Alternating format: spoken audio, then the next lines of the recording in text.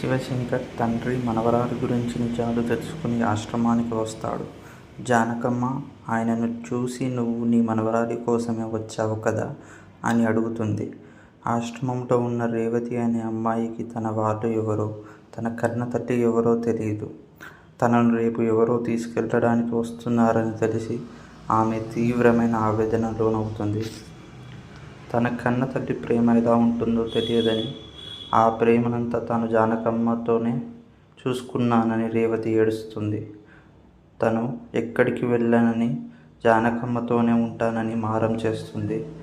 తన వాళ్ళు ఎవరో, తన అమ్మ ఎవరో చెప్తేనే నేను ఇక్కడి నుంచి వెళ్తానని జానకమ్మను బ్రతిమాలుతుంది. కానీ జానకమ్మకు కూడా ఆమె తల్లి ఎవరో తెలియదు.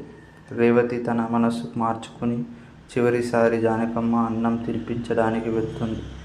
ఆ సమయంలో జానకమ్మ రేవతి మనసు అర్థం చేసుకొని ఆమెకు మంచి జీవితం ప్రసాదించమని దేవుణ్ణి కోరుకుంటుంది. మరోవైపు శివశంకర్ తండ్రి ఉదయం నుంచి ఏమీ మాట్లాడకుండా, టాబ్లెట్ కూడా వేసుకోకుండా రూమ్లోనే ఉండిపోతాడు. ఆయన మానసిక స్థితిని చూసి శివశంకర్ భార్య గీత, కొడుకు ఎంతో కంగారు పడతారు. శివశంకర్ తన తండ్రితో విడిగా మాట్లాడాలని అందరినీ బయటకు పంపుతాడు. అప్పుడు తండ్రి ఎంతో బాధతో, "ప్రపంచం చాలా చిన్నది శివశంకర్, కానీ కర్మ మాత్రం చాలా పెద్దది. అది ఎప్పటికైనా తిరిగి మనల్ని తాకుతుంది" అని అంటాడు.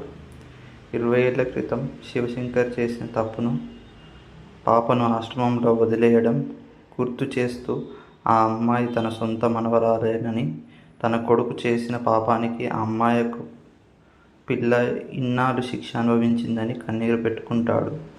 కానీ శివశంకర్ ఆ నిజాన్ని దాచిపెడుతూ తన కూతుర్ల గురించి తండ్రికి అబద్ధాలు చెప్తాడు. కథ ముగింపులో రేవతిని తన ఇంటికి తీసుకెళ్ళడానికి ఆమె అన్నయ్య ఆశ్రమానికి వస్తాడు.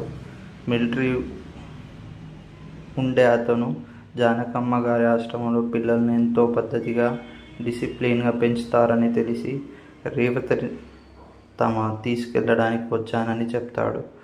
జానకమ్మ కూడా రేవతి ఎంతో క్రమశిక్షణతో పెరిగిందని అతనికి వివరిస్తుంది. చివరికి శివశంకర్ తండ్రి కూడా ఆశ్రమానికి చేరుకోవడంతో రేవతి తన సొంత తాతయ్యను కలుసుకునే ఒక కొత్త మలుపు కథ ముగుస్తుంది.